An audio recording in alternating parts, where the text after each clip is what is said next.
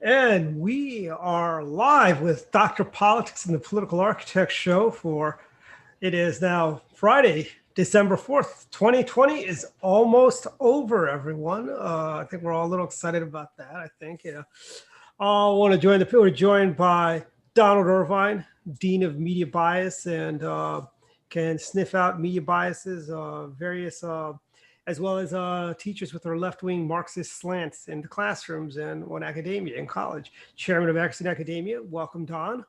Welcome. Thank you, Dwight. Then we're joined by our resident security expert, protecting the Dr. Politics website from Chi-Com attacks and other nefarious attacks from the Democrat National Committee, Jeffrey Thornton. Jeff, welcome. Thank you, Dwight. And then we have the fastest doctor on the show, runner Chris Toms, who can run a mile in about 4.5 minutes or so, which is about 3 minutes quicker than my fastest time. Well, thank you. Good to be here. Yeah, welcome, Chris. And then we have Christopher Stock, our resident North Carolinian, who hails from the land of Jesse Helms and Locke Faircloth, Liddy Dole, and this week he just experienced the finest thing that came out of Maryland ever since Spiro Agnew. That was unbelievable, Dwight, that cake. Let me tell you, I'm in here by myself, and I'm ashamed to say that thing's about halfway gone right now. So I don't know if my mile time is going to be looking like Chris's after that Christmas delivery there. I could train you. I don't know if we got the time, man. When I first started running, my mile took me about 12 minutes to 14 minutes to do a mile when I first started. Cardio's at an all-time low. It's all right, though. And then we were joined by the vice chairman of the Anne Arundel County Republican Party, Jason Trott, who is busy at work on our fabulous state party convention, which I really think Christopher should stop in next Saturday when he's here over at Maryland Live. But I don't think we're letting non-Central Committee members in, right? No visitors. I don't think we are either. I don't know. Welcome, Jason. And then the newest Dr. Reed Novotny, who you guys remember he co-hosted our election night special. Reed has got some big news. I don't know if I can say anything about it, but he's got some really big news that has been flooding around the great state of Maryland. Reed is on the Howard County Republican Central Committee, as well as a fellow tech committee member of the Maryland GOP. Yeah, Welcome, thanks Reed. for having me. Yeah, definitely want to share some news as we get into it. So Yeah. Awesome day for politics. Yeah, we've had a lot of crazy stuff happen this week. I think I'll let Don start the roll, go down our magic list. All right, our magic list. All right, so we're still talking about this election. I don't know when we're going to get done with it. Maybe by December 14th, guys. I don't know. But so the Trump legal team, they continue to chug away. They continue to fight this battle. But, what's the feeling here? I mean, what I'm seeing from, the inside the Beltway side of it, at least from where I am in the media and everything like this, is just that the cases aren't, having much success in the courts. And, we're now at December 4th, December 14th is Electoral College vote. Not a lot of time left, not a lot of progress being made by the Trump team. A lot of accusations and going forward and everything like that, but it has seemed to divide a lot of people. There's a lot of hardcore Trump supporters that are not giving up here, that they are convinced that this is a stolen election, that that nothing is right unless Trump is the winner. But we are seeing, apparently there was a report that Kellyanne Conway is now saying that Joe Biden's apparent winner. So all of a lot of the support even around the president, I think, seems to kind of move towards Biden way. But maybe you guys are seeing something different. Maybe you guys feel different. Just come on and comment in here. Okay, I will start off by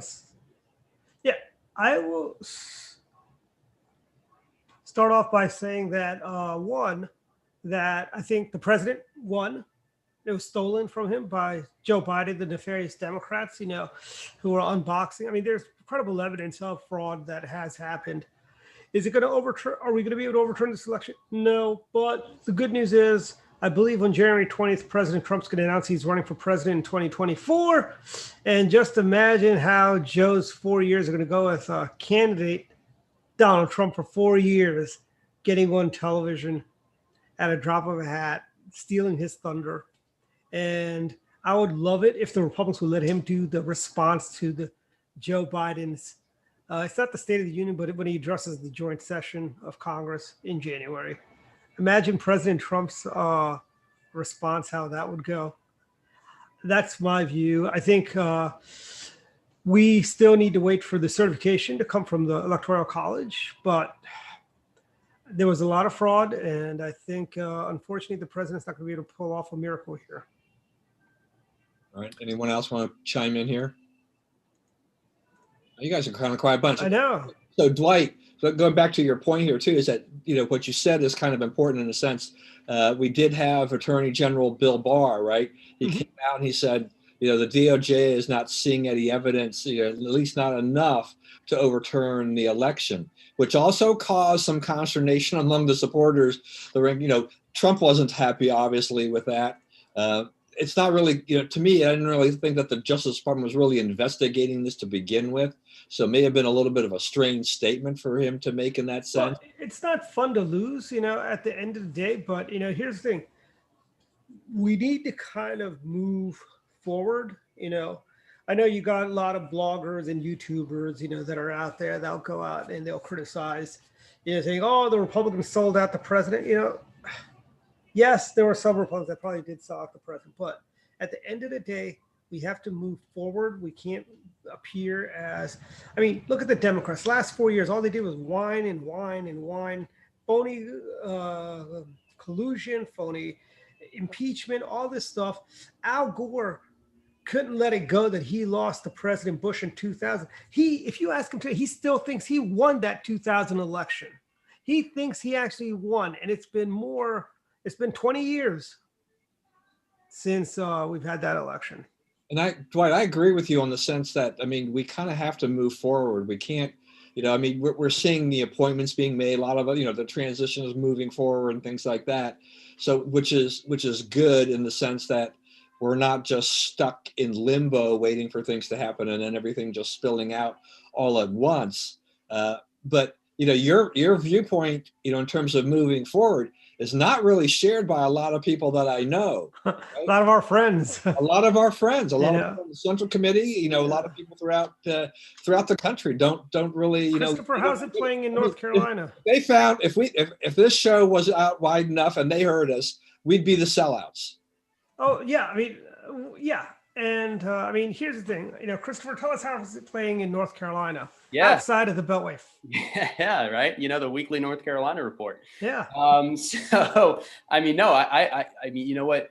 I think even kind of the lack of that, the lack of conversation, I think from everybody else here is kind of the same collective attitude I think a lot of people have is it's kind of split right now between your diehard Trump folks that still believe that this is stolen, but it all kind of falls upon the evidence that exists. And we've seen, over the last couple of weeks or so, things fail, things pop up, and there hasn't been many things conclusive that's changed the outcome or the numbers that we've seen. And then you have folks like, some people like myself and others that kind of think it's time for some folks to start moving on in terms of where we're at this point and the outcome of the election. I think one of the more important things is we've seen kind of from these suits is, especially in Georgia, those two Senate races down there, is that if you're really looking for any sort of margin to kind of get to that 50% to avoid the runoffs, if you want to look at anything related to court matters or legal filings that could maybe, impact voting counts, that maybe be something you'd be looking for those two races to get over that threshold rather than kind of overturn hundreds of thousands of votes at this point. There's a lot of folks that I deal with on a daily basis here that are obviously outraged and that are still looking for what they believe to be direct evidence of what we've seen of a fraudulent election. I personally haven't seen too much that's come out of there. We've touched on it every week. I haven't seen much progression over this timeline to make me believe that before the 14th, there's going to be an outcome that's any different than what we see right now. Let's go back in time a little bit. The 1960 election, Kennedy v. Nixon. We all know President Nixon won that election, but the Kennedys stole that. The Kennedys and the Democrats stole that 1960 election. Just think, but it was good for Maryland, in the big picture, because we got Vice President Agnew in 1968. We would not have had Vice President Agnew if it weren't for. There goes. But wouldn't be. Dwight, go into Spiro Agnew for as much detail as long as you can. No, it's like as I told Christopher, what's the best thing that's come out of Maryland since Spiro Agnew? That cake, yeah, exactly. The Smith Island cake, Yeah, 100%. You heard it here first. By the Yeah. way, the CEO of the Smith Island Cake Company ran for governor in 2010 in the Republican primary. Right. He actually got endorsed by Sarah Palin. He lost the primary to Governor Bob. Yeah, I don't know too much about him, but I think he should stick to the cakes. That'd be my But I mean, but what does this say though? I mean, on the one hand, I kind of look at this and say, the fired up base here. I mean, that hardcore, base that's upset, that's fighting tooth and nail with the president and his team and everything. It's not necessarily a negative in the one sense is that's potentially good for 2024 or even 2022 for the midterms and all of that. But I mean, is it really something in terms of at this stage? Is it a good thing to try to fight to overturn the election? I mean, would that not bring kind of a chaos to the country? I mean, we already have. I think there's a lot of people who've already lost faith a lot in the voting system based on how things went this year. Overturning this election just seems that it would just be, a really send a really bad signal. yeah, I think this is what my view is. This, and anyone else, feel free to jump in. My thoughts are this: we keep the investigations going. Frankly, if the Democrats could investigate, because we're gonna control the Senate. No, let's investigate Joe Biden and China connections, Mr. 10%. Let's all investigate all this stuff. Voter fraud. Let's investigate all of this stuff. Let's bring back the Committee on Un-American Activities. I'm kidding. I am kidding. Terrible. I think it's time to start knowing and figuring out what is inevitable, what is going to happen in 2024, who our next president is going to be. It's time to start thinking about Kanye West for 2024. No. Dick Cheney. This program does have its interesting moments. I kid. I say Dick Cheney, but I kid. He's too old. But here's the thing. I think the president, if he runs in 2024, he's going to be our nominee. He's going to be our nominee, and he'll win because, quite frankly, I think he won on election. It's kind of like 1994, Ellen Sabre, 1960, Richard Nixon. They all won on election night, and then all of a sudden, back in Nixon's days, you didn't have these electronic voters, but you had these ballot boxes that just showed up, where that took them over on those in the states where they needed, and that's how John Kennedy beat Richard Nixon. Ellen Sabre won.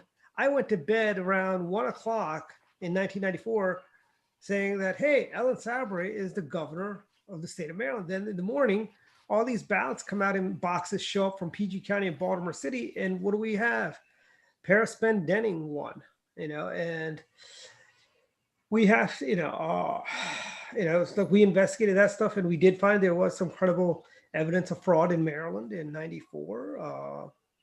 Richard Nixon will tell you in his memoirs the 60 election was stolen from him. Jason, what are your thoughts? But Dwight, you got to think about it. You mentioned Ellen Sauerbrey, who the election was stolen from in 94. And then she ran again in 98. Yeah. And the margin was even bigger that time, correct? Yes. And I'll tell you offline. That would be my worst word. Yeah. I'll tell you the reason offline, what happened there. In 94, she ran a lot more hardcore conservative than she did in 98. 98, she ran as a conservative, but 94, she was hitting them hard with the conservative principles and whatnot. And I think that's why she lost the second time around. I believe there was a guy at GoPack I was talking to who mentioned, he goes, they had to steal it away from her the first time, and the second time when she basically listened to consultants and moderated a little bit on some of the stuff, she lost. Well, I think that's interesting, Dwight, because my feeling about this at the time was just that, she ran a pretty darn good campaign, and I think she should have won that election. And she was talking about tax cuts and trying to relieve the tax burden on Marylanders at the time. But what Glendening did was very reminiscent of what Bill Clinton did during his time in office too. Was that adopting conservative principles or trying to take part of that away. So by 4 years later, she didn't quite have the same same platform because the Democrats had basically co-opted us. Clinton kind of did the same thing. They took away some of the bigger issues for the Republicans and made it harder. Yeah. So those Maybe Biden will drain the swamp. Build that wall. Build that wall. But here's the thing, Don. If we had known about Paris Glendenning's second floor mistress, we probably could have won 98 because that came out about, I think, a few months after he got elected to his second term. His mistress Well, I think was it after that first victory too though? Wasn't it because he'd been the PG county executive, right? Yeah. Mm-hmm. And then the Washington Post reported after the election about these huge deficits, budget deficits they had in PG County. Yeah. Where Curry had to clean up his mess. Campaign. He talked about how they were doing great, right? And so it's like the Post sat on it, surprisingly enough, And then now the Washington Post sit on a story comes out, and you're like, wait a minute, we just voted for a guy who spent they overspent by millions of dollars. That's not what we were told before. Kind of a typical thing with the media and the Democrats lying to us. With all of those things. Are you telling me, Don, Katharine Graham and the Washington Post lied to us in 1994? Yeah, that's they sat on a story. Katharine Graham, union buster. The venerable Washington Post doing that. Yeah, but it's the whole thing is kind of interesting if you look at it too, because you mentioned 2024. If you go back to earlier this year, where I think there were a lot of people, even Democrats, that probably were saying, it was going to be pretty hard to beat Trump. The economy was going well. The policies were generally working. You can say what you want to say about Trump's personality and his mad tweeting and everything like that, all the activity that he had, but he was winning. He was in really, really good shape. Then COVID came along, and we had a lot of other issues that kind of became a big setback.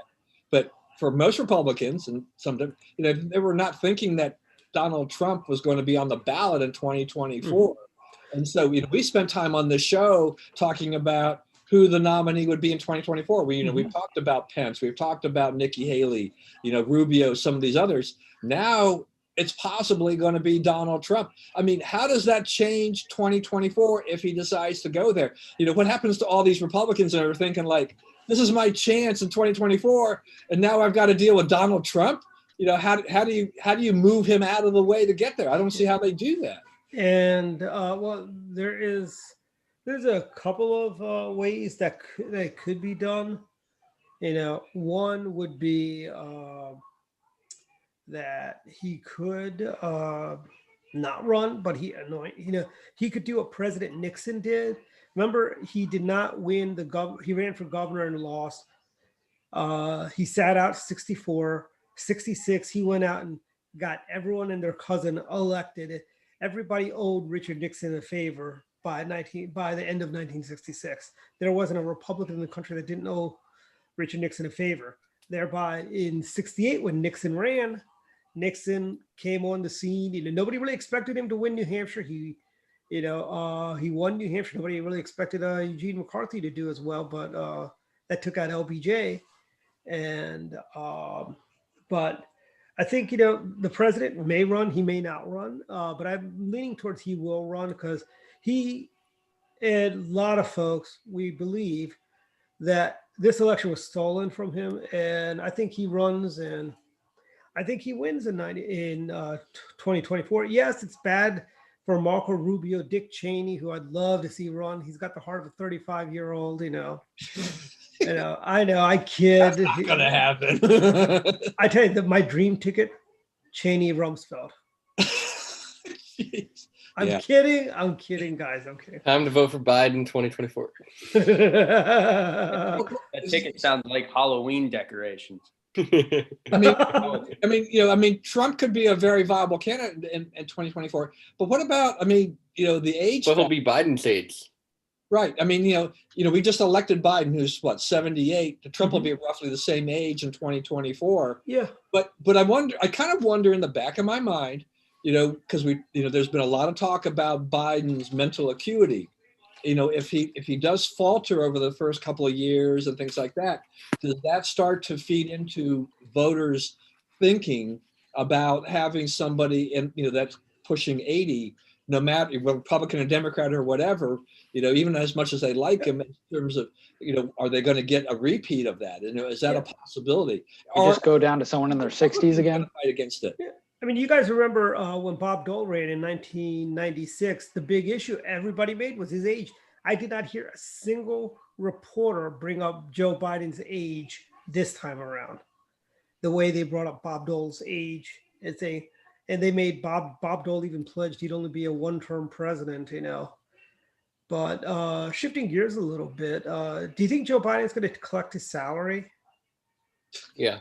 I think Yes. he shouldn't because, and also he wants us all to wear a mask for 100 days. Why doesn't he just cancel the inaugural? We don't need a big soiree party for him. We don't need the inaugural balls. We don't need the public spectacle of an inaugural and become a COVID super spreader. But he is yet to say, he still wants to have his little party on January 20th, but he's telling us all to wear masks for the first 100 days. It's like, Joe, you can't have it both ways, I know, and I know you've been railing about that on Facebook, Dwight. Yeah. Which this is kind of I think it's kind of a conundrum for the Democrats here, is that we're coming up on an inauguration. It is a pomp and circumstance. There's lots of balls. There's the whole all the festivities that surround it. But we are in the winter. We've seen huge spikes in COVID cases and things like that. Unlikely to get a whole lot better, before the inauguration. It might draw down a little bit, but in the wintertime, we know what we're seeing this already. What's happening? Do the Democrats, are they going to lead by example here and have minimize this, or are they going to try to go somewhere in between or full bore and look like a bunch of hypocrites? Looks like Dwight's taking a phone call. He's getting hot. Well, If you guys wanna done. know- I think that we've seen so far that Democrats have been hypocrites. You've seen the governor of California and a few other Democratic leaders who have put on these different stay-at-home mandates and mask mandates, and then you see in the news that they're just not following their own mandates.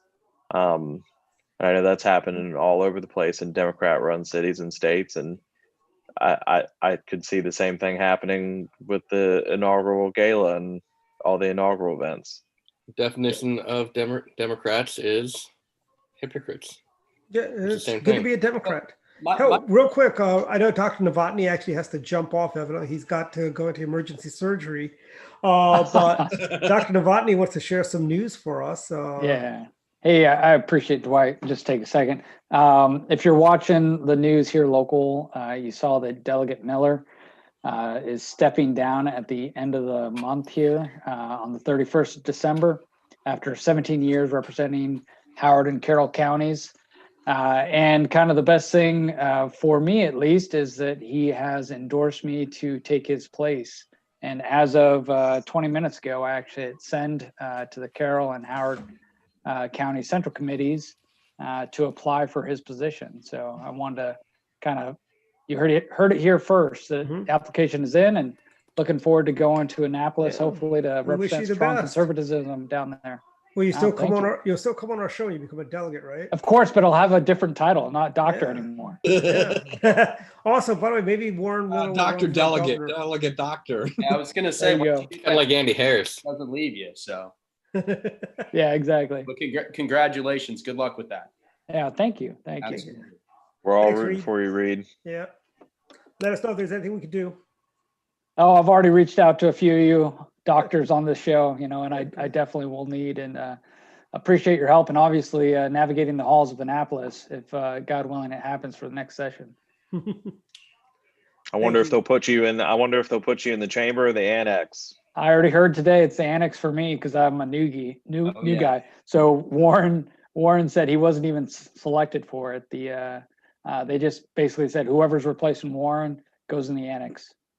Sounds like in Maryland they have the same rules as the North Carolina General Assembly. That holds about true here too. So But how many buildings do you have for your state legislators to work we on? have two. We have what would be considered to be the annex or the legislative office building, and then we have the legislative building with the chambers in it. So most of the newbies head over to the LOB.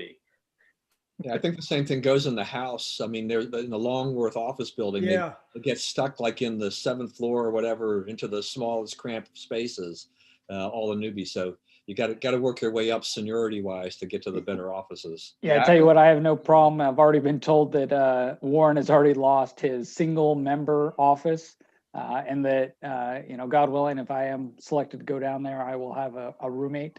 But you know what? Just an honor to serve or be considered to serve down there. So we'll figure it out when we get there. All right. Excellent. Thank you, Dr. Reed. All right. Anyways, I just want to go back to what we were talking about here before, and what Jason mentioned about the hypocrisy of some of the Democrats. So what was interesting about this is just that we talk from time to time about how the media and how they treat these things or they ignore these things. I have to commend CNN's Brianna Keilar, who is no conservative by any stretch.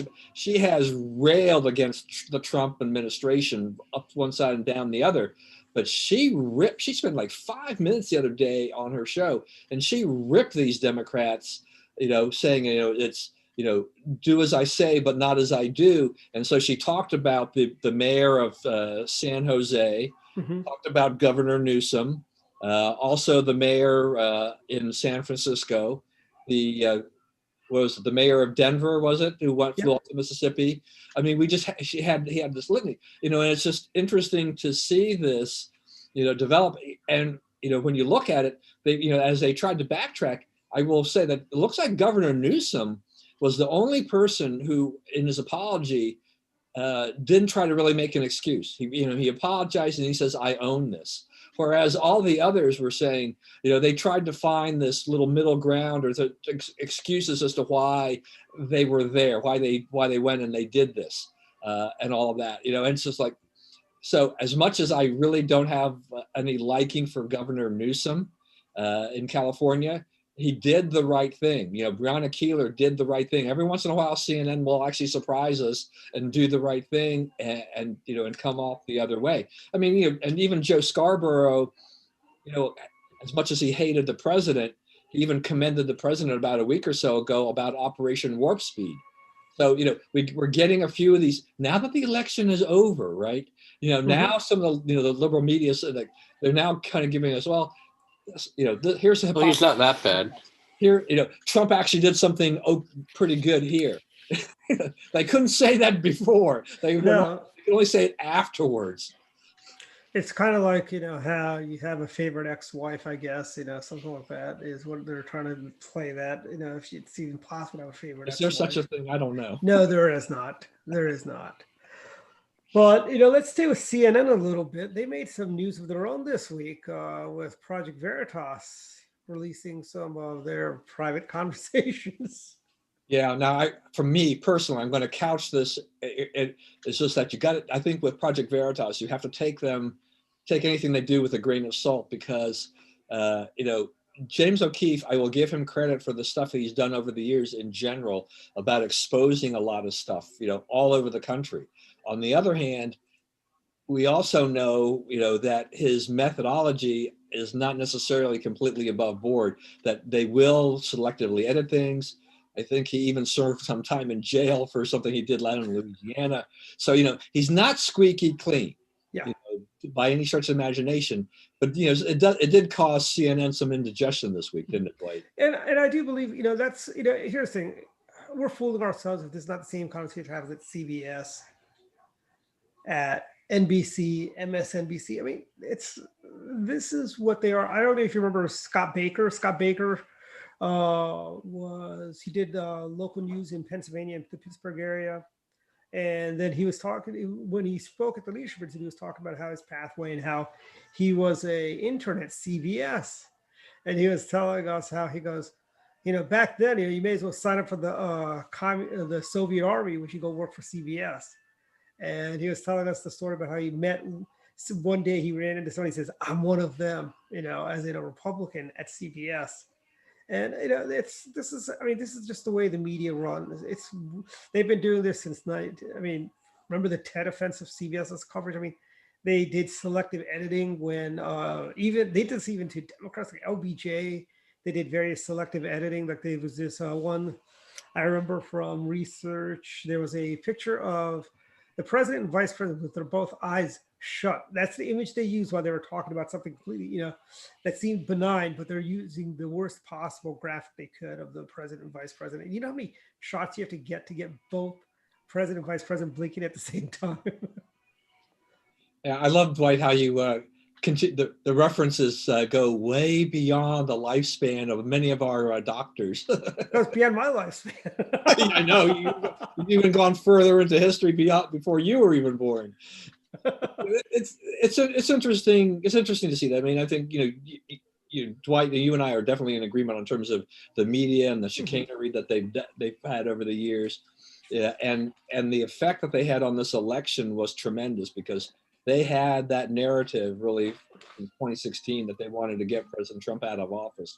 So for them, they did get their partial victory by getting Trump out of office. They just couldn't get the rest of the package together, right, with the Senate and with the House, which is going to give them indigestion. And we talked a little bit about the Georgia Senate runoffs and everything like this. But I want to ask you guys, in terms of some of the news reports or some of the things that are being said here, where, they've got apparently Trump legal team people, or at least people who are loosely affiliated with the Trump campaign, like maybe Sidney Powell, saying that, because this is a stolen election and because of all the voter fraud, don't vote as a protest in the Georgia election. I'm like, if this is true, this is nuts. Well, I mean, I don't know if any of you guys heard about name escapes. He's one of the Trump lawyers who basically went after Karl Rove and a bunch of folks this week. Actually, no, he didn't go after Karl Rove, and they all went after him because he made some comments. He also made some donations to Obama, I believe it was. Help me out, Don. You know who I'm talking about. You're talking about the guy, one of the lead guys here? You mean? Yes. Yeah. I'm trying to think of his name. It just fails. Oh well, it'll come back to me at some point during the conversation. But yeah, but I mean, what do you think about this? I mean, does it even seem plausible? I mean, these guys coming out telling Republicans in this crucial Senate runoff as a protest against the fraud and whatever, is that don't vote. I mean, I don't understand this this mentality at all. It doesn't make any sense to me, Don. I don't understand why. I don't understand why we would give them 2 free victories. I don't know. That doesn't teach them a lesson. That just, if you think about it like that, that just encourages. If you do believe that there was fraud down in Georgia, that just encourages. If Republicans don't show up, then you're just giving them a free pass. I think Georgia is very important for us to stop Joe Biden and his cabinet confirmations, and those 2 Senate seats, we need to win both. Yeah, I mean, even if you're a disappointed Republican, in terms of how the presidential race turned out, and you have these feelings about, this is a stolen election, there's a ton of voter fraud in Georgia and these other places, is that you have to realize that this, we have to win these seats. We have to win at least one of the seats, but preferably to win both of the seats, in order to be able to stop the Biden agenda, because that is the firewall for us. Things that have to go through the Senate, it gets stopped there. McConnell is not going to let things get through there that he doesn't want to let get through. And so Biden's, term in office is going to be, at least for the next 2 years, he's going to have a lot of problems trying to enact the more liberal parts of the agenda that the progressive left would want to push him on. Mm-hmm. Yeah, I mean, I think that's a horrible message just to send out in general. I mean, I think if we're worried about people not trusting our democratic system and voting, I don't think that's even something you bring up at that point anyway. I mean, I'm of the mindset right now. I mean, I know we've beaten a dead horse to death here when it comes to whether or not this was been a fraudulent election and what the presidency is going to look like here in the next 10 days or so. But the Senate is the most important thing for any Republican right now. I mean, and I brought this point up multiple times on this show about how I really truly believe that Biden wants a Republican Senate rather than a Democratic Senate, where a streamlined process to some of the more radical ideology can get to his desk. And I don't think he wants to have to be that person that's going to side with some of the more left-leaning folks on some of these issues, because I don't believe that's really what Joe Biden is. But I just think most of the efforts at this point too should be focused solely and wholeheartedly on Georgia. both of those seats. I mean, there's no we reason need to spend win them any more both. money or any more effort here on anything. I think at this point than those two seats, and I think the message doesn't need to be to tell people not to go out to vote. I don't think that's reasonable nor practical. And I agree with Jason too. I mean, why would you try to encourage that as that being your response to what you perceive to be fraudulent election allegations? There's no reason just to tell people not to go out and vote, especially as something important to those two races. And especially when you need every vote that you can get, why are you sacrificing your right to vote because you think it was fraudulent when it might not have been? So, And in complete agreement. We all think it's dumb. I would say. Yeah, and I don't know if most people that would hear a message like that just be like, "Oh, you're right, I shouldn't vote." It's like that. If you're this involved at this point and feel this strongly about anything politically, I don't think anyone's mindset right now is that I feel this way and I want such to happen, therefore I'm not going to vote. It's completely productive there. All you have to do is show them Stacey Abrams' face, and they should be like, "Okay, we're not going to do it." Let me tell you, Stacey Abrams should be in jail. That's just my 2 cents. The woman is perpetrating voter fraud. She's telling people to register at my house. I mean, can you imagine? I might do that, actually. That sounds like a good idea. Can you imagine if we did that? If, say, Governor Kemp said, "Hey, come on out, register at the governor's mansion. Vote. Come in and vote for." Again, long time before before you guys' times, there was a Republican governor before the one that was removed, Fife Symington. But there was another Republican governor prior to him named Evan Mecham. Evan Mecham was the governor of Arizona. He was a Republican.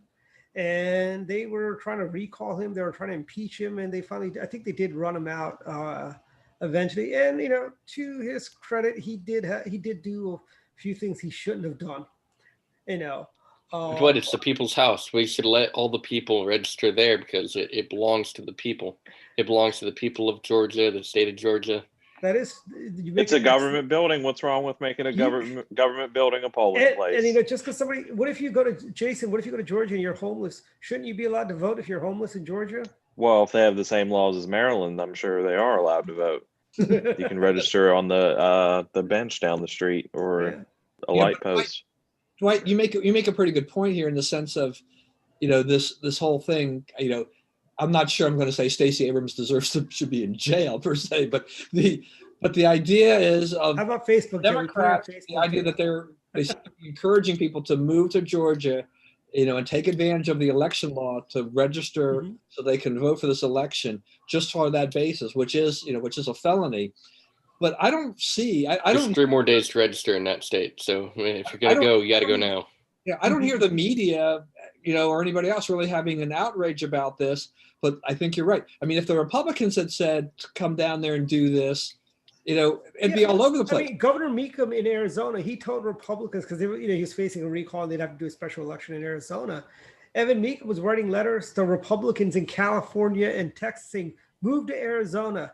Help me stay in power." And he got skewered by CBS, NBC. I remember Dan Rather did an interview with him say, "Aren't you obstructing democracy, the will of the people, by asking Republicans to move in that will support you in your recall?" I mean, where's Dan Rather today? I mean, does he not feel the same way still about what's happening in Georgia?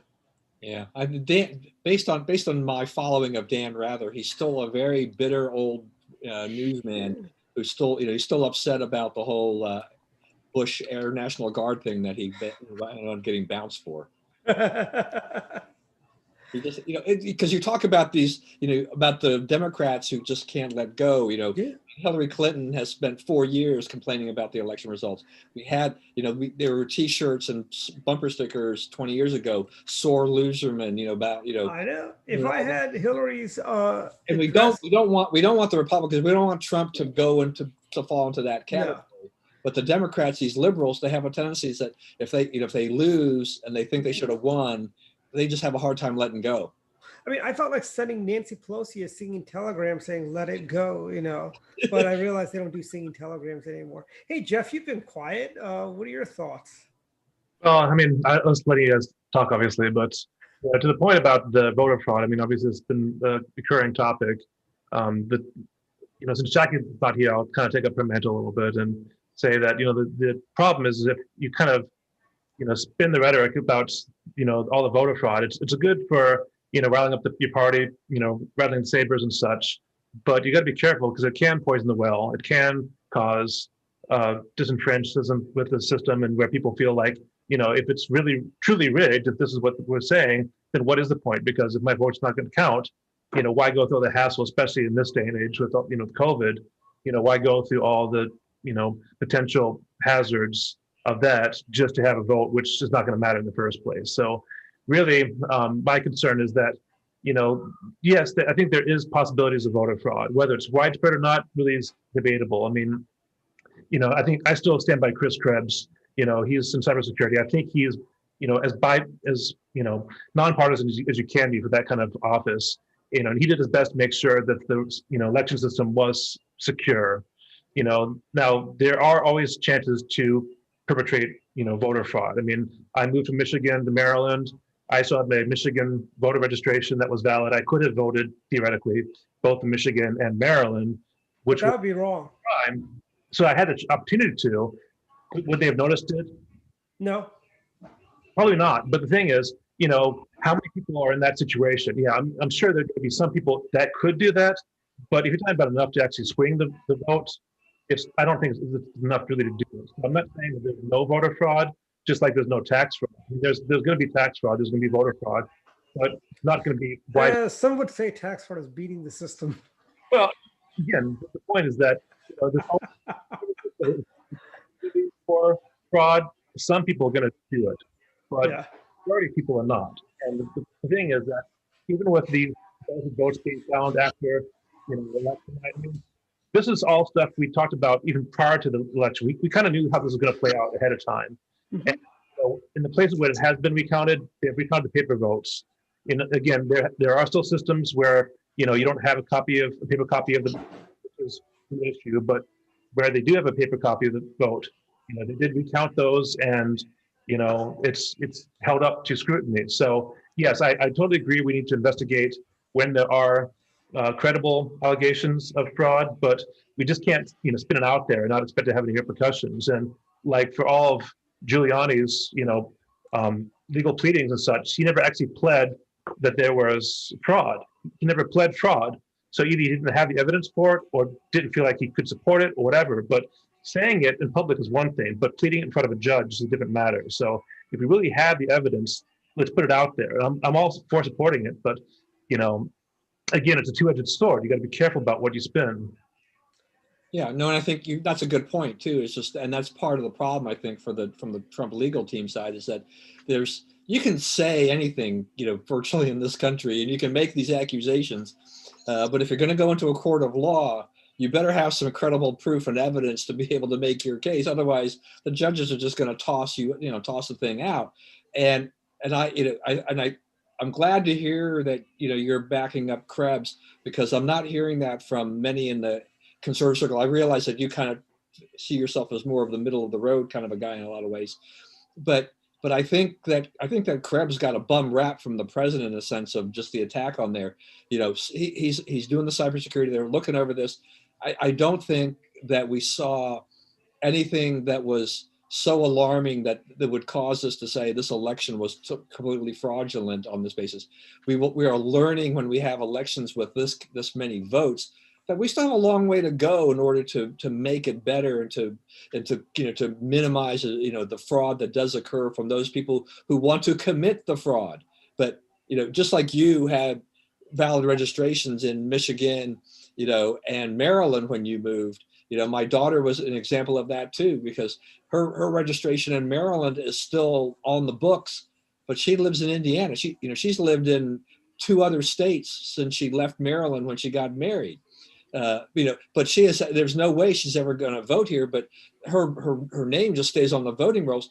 I mean, she's been married for like over 10 years now, and her name is still on the voter registration rolls. And she hasn't voted in Maryland in more than 10 years. So their opportunities are there, but I think that most people are not going to take advantage of those opportunities. You have a handful of people, but not willingly doing that unless, we've talked, we've had when Mark was doing stuff too, we talked about ballot harvesting and having that third parties gather votes. And that's pretty sketchy stuff. Yeah. The Republicans kind of used that to their advantage in California. They realized, all right, the Democrats are doing that. we can gather ballots at gun events or whatever, and we can fight back. And voila, when we wind up in California, we wound up winning back some seats we lost. Mm-hmm. So we're learning about those things. Some of it is actually playing the game. If that's the system, then you're going to have to use it. Don't let the Democrats just run havoc over us all the time, going forward. I mean, Christopher, I know when we had your former governor McCrory on our other show, he mentioned how North Carolina has illegal to do ballot harvesting, but I've heard that the governor wants to make ballot harvesting legal. I am so happy you guys control both houses in North Carolina. Yeah, Dwight. And I think, not to drag this out longer than it needs to be, but unfortunately, I've had to talk about this topic, I think, on this show even before in the past, is that at the legislative level, the General Assembly had enacted after what had happened the last cycle to avoid that via 3 different requirements, I think, that I talked about before, and the governor and a lot of the Democratic court system here kind of took those rules and the intent of the legislature and essentially used a quasi-judicial process to pretty much throw it out the window and to allow for what we saw come of, the past, the length of time that it took the North Carolina Board of Elections to certify results here, as well as a lot of the indecisiveness and the miscounting and things like that had happened here in different counties was pretty much a direct cause of what had come out of that process. And on another note, with Governor McCrory, I did see the other day the current mayor of Charlotte, and she stopped and spoke to me here for a moment and said, without even really knowing who I was, which I thought was funny, she went ahead and stopped me and said, just so you know, I spoke with former Governor McCrory, and he reassured me that he has the most popular podcast in the Charlotte-Mecklenburg area. And that was it. That was the entire statement that she said. She walked away, and I thought that was pretty. Governor McCrory, if anybody knows anything about him, I'm sure he lets everybody know about the fact that he has the most popular podcast. Yeah. His show is so popular, he doesn't want to come on our show anymore. Oh, well, I don't know. The only I got the former Governor McCrory is I did a political fellowship, and he was supposed to be a guest speaker, and he showed up a couple minutes late. Which is fitting for Governor McCrory. And it was almost like he was in the middle of a hustle. And he was just a video of him on his phone via Zoom, just right on the dashboard in like the middle of a summer day, just like him sitting in his SUV. And he was just like, hey guys, what's going on? And he talked for like an hour, and that was it. And that was the last I heard from Governor McCrory. Does he have a TikTok channel now too? He just runs around 100 miles an hour around the North Carolina area. He does. Yeah, I like the guy. We invite. I say that we invited him. We did a special election thing with Governor Allen and Governor Ehrlich. And by the way, afterwards, hang around. I want to ask you about something else that we've got in the works. I think you can probably help us with too. All right, next topic. Something else I want to ask you guys about. So another thing that has been coming up too, now that the president looks like he's winding down his term in office, is pardons. So there's a lot of discussion about, will President Trump? I mean, he did pardon, Michael Flynn, which I think was a good thing, but there's a lot of speculation that that Rudy Giuliani wants a pardon, before the fact that he'll pardon his family members, maybe even pardon himself. I mean, my question here is that does that make any sense at all? I mean, I don't know the legal process about this, but it doesn't seem like, what are you issuing the pardon for? Don't you have to have be convicted of a crime to get the pardon? I mean, no, you don't have to be convicted. I don't think you need to be charged at least with it. He hasn't been charged by it. I've got a very early stage understanding of how the law works, let alone how the law works in North Carolina. But yes, our resident counselor.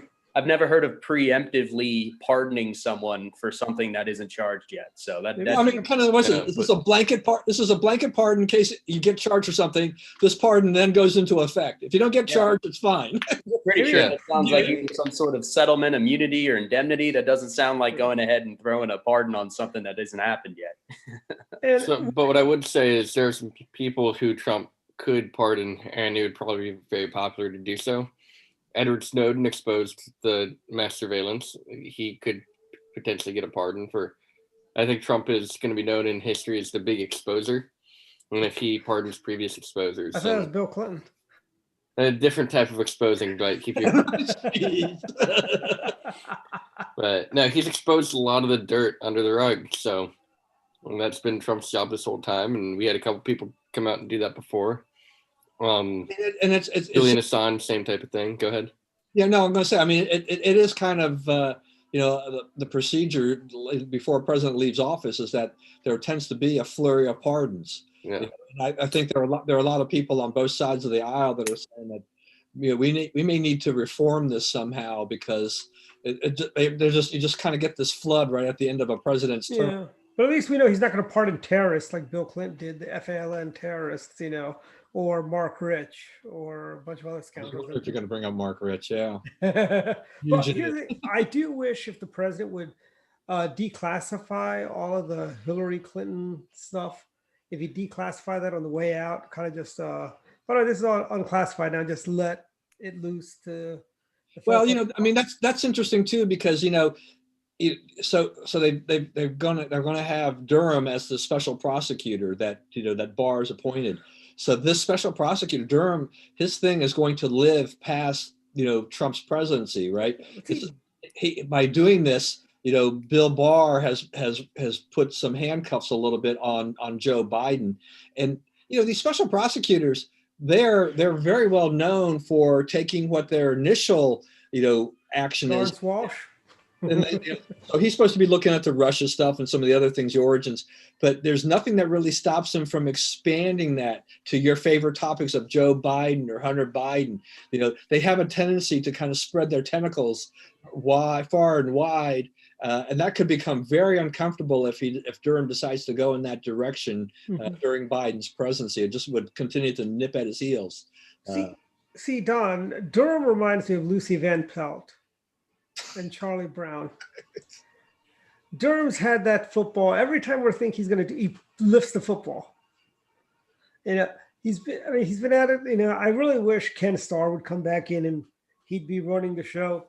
We'd have a different set of outcomes if a Judge Starr. Well, I mean, I think most Republicans, because they've been waiting for Durham. They were hoping he was going to drop something out, before the election. I mean, and he kept, he missed the kind of that 30-day window, and they thought, well, they could still do something, though the 30-day window was kind of the unwritten rule about when you would actually do that. But they really haven't done anything. It's been a huge disappointment. Well, the election isn't over, so there's still time. There is that. I mean, there's always, we always have the Hail Mary pass, we could do.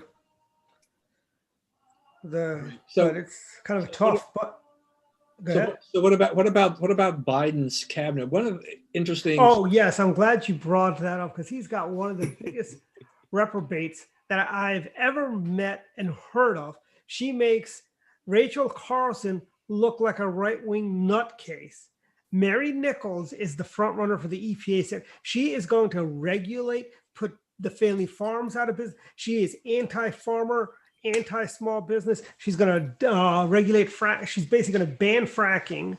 They're going to use the power of regulations to do all this. They're going to tell farmers, hey, you can't have that much. You can't use this fertilizer. You got to use this stuff that you yield half as much as food as the other one does, because we can't have that runoff going into the water. I mean, there's going to be farmers. Maryland does have a vibrant ag base on the Eastern Shore. You got farmers, you got poultry farmers. They're going to be slapped with a bunch of regulations.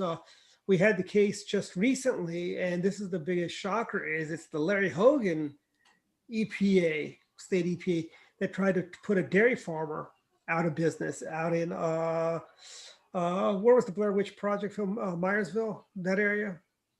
He had a farm not too far from 70, and basically they put him out of business, basically. And this is Larry Hogan's EPA, not Joe Biden's EPA. I mean, just think how much worse it's going to be when you have somebody like a Mary Nichols, who is the most radical person. She is chair of the California Air Resources Board, former California Natural Resources Secretary, and she is just horrible, horrible, horrible people. So you're saying she's going to be worse than Lisa Jackson was? Yes. She's going to make Lisa Jackson look like Rachel Carson. Well, another person. There's another pick that he's made, which is for the OMB director, which is apparently not going over very well with Bernie Sanders and the progressives. That's Neera Tanden, who was the head of the Center for American Progress, and she worked in the Clinton administration. She also was a part of one of the architects of Obamacare. But she had trashed Bernie Sanders before, so he's unhappy. I mean, if the Republicans control the Senate, there's already going to be kind of tough to get things by. But if you've got the progressive left even upset with this, I thought Biden was trying to pick people he figured that he was going to get some consensus in the Senate to confirm, and that may not happen. I mean, she may not make it. Yeah. I mean, here's another one, Heidi Heitkamp, the former senator from North Dakota. She's up to be ag secretary. I'm sorry, she's not qualified to be the ag secretary. But she's a former member of the Senate. And a lot of times, I really hope we break that rule and say, go by Heidi, go back to North Dakota, And I mean, I don't think she went back to North Dakota. She probably works for some lobbyist in D.C., I bet. But she's up for ag secretary. I mean, I don't even think she knows what a farm looks like if she walked across it. And how come we don't have a Secretary of Defense nominee? I mean, they can't seem to agree on that either. Biden apparently is struggling to try to find somebody suitable that the left, I guess, would, I think they've got some really good people they could pull from, for the defense secretary that I could tolerate, I should say. Notice I say I could tolerate, or we could tolerate on the right. I think Sam Nunn could be a decent. How old is Sam Nunn? Not as old as Joe. I need a fact check. How old is Sam Nunn? He's been out. No, but he's not as old as he's like. They might go with Admiral McRaven or someone like that. Admiral McRaven. Yeah, he'd be okay. I mean, I could live with him.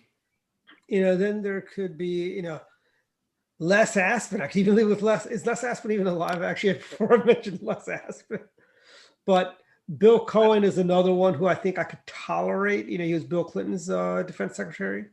Republican. So Sam Nunn is 82, so he's older than Joe. Oh, so Joe will have an elder in his cabinet. That's good. Give him wise counsel.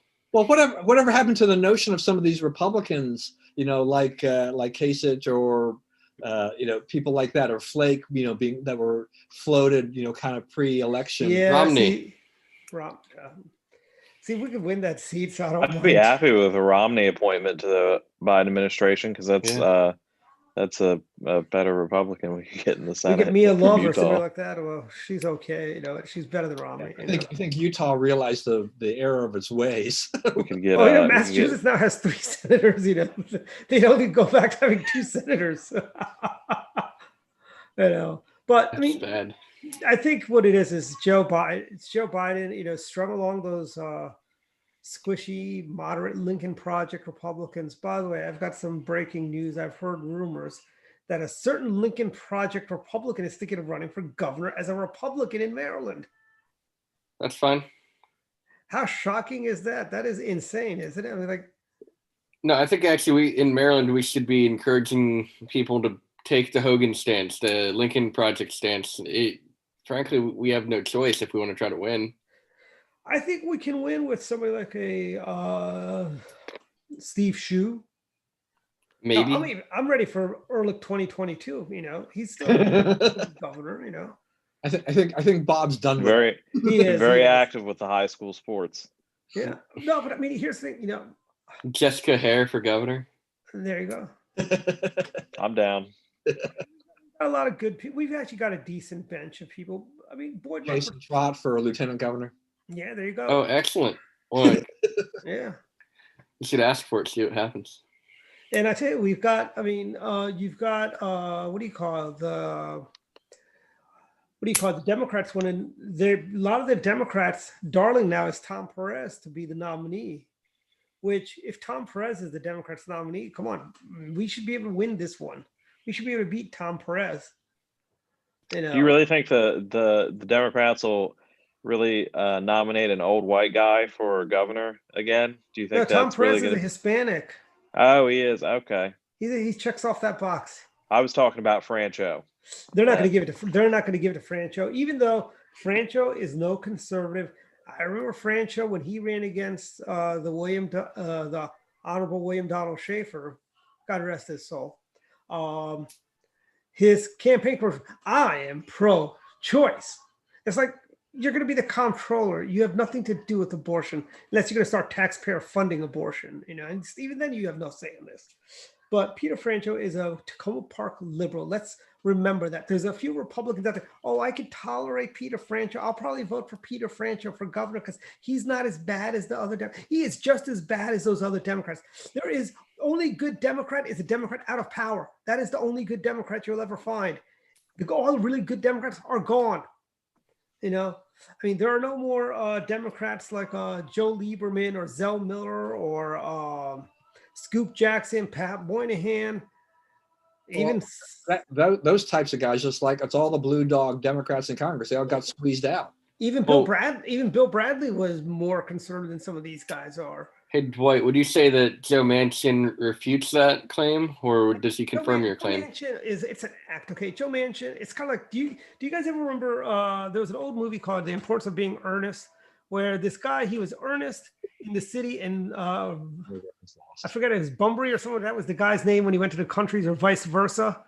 And he would always talk about when he goes, "My dear friend Ernest is sick. I got to attend." And then one of his friends came, pretended to be Ernest, but that is Joe Manchin. He is Bunbury in West Virginia, and he's Ernest in Washington. He is pro-choice.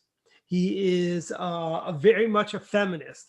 He actually probably but he shoots a gun and he put a hole in Obamacare. If Joe Manchin really wants to make a statement, become a Republican or caucus with the Republicans. That is when I will say, hey, maybe he did have a true conversion. Like Ben Nighthorse Campbell, he became one of us. The other senator from Richard Shelby, he converted, became one of us, and he was one of our better folks, And because Richard Shelby used to be a Democrat, everyone. Right. I'm just wondering, though, you go back to the Maryland governor's race. We got to wrap up the show and everything like this. But for the Democrats, to Jason's remark, is just that, would the Democrats run a, even if Perez is Hispanic, roots or whatever, but would they maybe instead look to a woman of color? Do they have someone like that in the state, that could possibly run? Also Brooks, but she's a one. Yeah, Angela also Brooks in PG County. I think that might be someone who they look towards. I think it's very possible that Ben Jealous could be their nominee again. Yeah. Or who's the Speaker of our House of Delegates? I don't think Adrian Jones would do that. I don't know. Do you think she could though? No, not really. Okay. You could see Anthony Brown try again. I've heard that actually he's thinking of running again. I've seen the articles. Apparently, David Trone might try it with all of his money. John Delaney's another one. That's true too. Old white guy. But he has to get out. He has to stop those get out party with teenagers at his Rehoboth home. All right, we're past the 8 o'clock hour. Yeah, let's do our final thoughts. Let's do final thoughts. Let's start with Jason. Your final thoughts. Okay, final thought. We won an election in Cambridge this week. Andrew Bradshaw won his election for mayor, runoff election. There's over 5,000 registered Democrats in the city of Cambridge and about 1,700 Republicans. We won. We pulled out the election.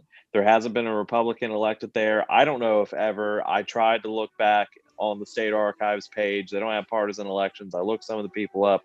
They don't seem like Republicans. And Dwight, you could do a little bit of research into Cambridge and how Spiro Agnew. Cambridge is the town that a good friend of mine, he's now got a $5 million plumbing HVAC business, but his dad had a restaurant in Cambridge. He was run out of town. Why? Because he let blacks sit at the counters. And that's why Cambridge was a big national thing back in the 60s, and Spiro Agnew helped use it to launch his national profile. Yes. Everybody in the Spiro Agnew fan club should read about it. But exactly. Yep, we won a race in Cambridge. It was a great win. Happy about it. Jeff, final thoughts? Not too much this week. Just I would just encourage everyone to continue to stay active and to continue to vote and to continue to support the party. You know, whether or not it, you know, he's back to win the election or not, it's still important to put the rhetoric aside and still show support and numbers. So I think that's the the message I have for this week. Don, final thoughts? Final thoughts. Just want to mention Alexandra Ocasio-Cortez's latest fundraising scheme, which is selling merchandise for tax to rich, including a $58 sweatshirt, which apparently was $65, and she reduced the price. And she's got onesies and a bunch of other things. So, are these made by underage children in Southeast Asia too? Yeah, her defense is that these were made in the USA, not like the Trump merchandise that's made in China. But the proceeds from this all go to her campaign to help her with her progressive leftist ideas. But it's just here's the Democratic Socialist being a capitalist. I love it. Chris, final thoughts? Me, Chris, or other Chris? You, Chris. Sorry, I just got to double check. Runner Chris. No, Trump could have won. Let's see what happens going ahead. Hogan needs to run for Senate so we can get the Senate back. If you're in Georgia, make sure you're voting for the Republicans, because we want to keep Mitch McConnell in power. And otherwise, everybody make sure you're wearing a mask when you're outside. Wash your hands. Stay away from people you don't trust. So that's why we're doing this by Zoom. Yeah, Christopher. Exactly. Christopher, final thoughts? Yeah, I don't know whether I should be insulted. I'm not considered runner, Chris. I don't know if that's a fat joke or what that is. And it's definitely a fat joke. You should be insulted. I'm messing around. Now, final thoughts for me. I think we just said it before about Georgia. That's obviously huge. Goes without saying. I think that's obviously one of the most important things going on right now, and I think we need to direct our attention to that as Republicans rather than the presidential election right now, to be 100% honest. But in terms of locally around here, we've got a session coming up for a new biennium here in the state legislature, middle of January. A lot of new things, a lot of new faces. Looking forward to what's probably going to be a very productive and a lot of changes coming likely in North Carolina here over the next month or so. So be on the lookout here, especially on local politics, and we'll see going into the next elections in the next 2 to 4 years as well too. So a lot of good things. Like I said last time, always a good time to be a Republican, and it seems like now is a better time than ever. So Christopher, are you guys a full-time or part-time legislature? We're a part-time legislature. Part-time. So what is it, 90 days or? We do 2 bienniums, usually the long session and the short or about 1 biennium, in 2 parts, long session and a short session. And long session typically goes a couple months, usually about the 4 to 6 range. Over the last year, we were there for over a year just for long session alone. So we're hoping to avoid that this time. And then usually there's a short session with a break in between, about 2 to 3 months from there. So see, in Maryland, we have a 90-day session. There's some who feel they meet 90 days too many. But my final thoughts, I've got a couple actually, shocker. Right. My first final thought is, one, it is the holiday season. The Montgomery County Republican Party, along with the Montgomery County Republican Club, the Young Republicans, and the Women's Federation are doing a Toys for Tots drive-through this Sunday at the Montgomery County Republican Party offices at Crabs Branch. You don't have to be a Republican to donate a toy, an unwrapped toy, or give $20 to the Toys for Tots drive, and you come on down. It's just a quick drive-through. We've got a lot of it's gonna be a lot of fun. We're gonna have some Christmas music playing, and we've got a lot of fun stuff happening there.